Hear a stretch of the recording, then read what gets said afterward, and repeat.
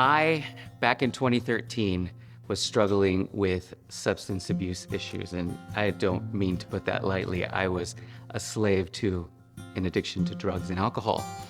And at that point in my life, I wanted to break free from it, but I couldn't. I tried as much as I could to get out of it, but no matter what I tried, I couldn't break free.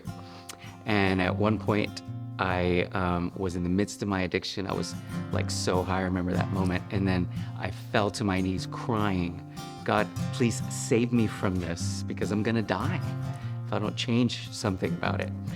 And he met me at my very selfish request, and he changed my life. It's as if he took away that urge, and it hasn't been back ever since.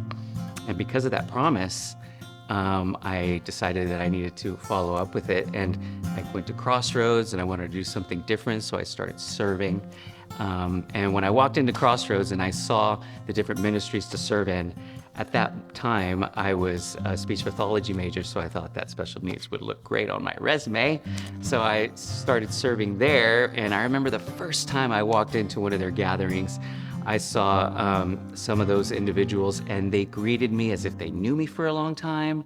And it's important to understand that when I walked in there, I had shame in my heart. I thought everybody knew what I had done. They didn't care. They just loved on me, and they were like, hey, I'm glad you're here, blah, blah, blah. So I just wanted more and more of it. So I was volunteering in the ministry for about 4 years, and then I got asked to be a coordinator, and I took that on right away. And I loved it. But fast forward to today, I'd say about a little bit over a year ago, I decided I was going to go back to school to be a pastor. And then shortly after, I got asked to be the associate pastor of the special needs. It's important for me that people with special needs have a place here at Crossroads Church or in any church because it's important to God. Just as it says in 1 Corinthians 12, we are all part of the body of Christ, and that includes our special needs individuals. And I love how Crossroads offers them spaces to have a place to belong, to have a place with value. I don't want to sound kind of silly, but I get paid to serve the Lord. On top of that, I shouldn't be here. I've been given a second chance. And on top of God saving me, he gave me responsibilities to serve his children. I have seen God redeem my life because he saved me from a destructive path that I put myself in.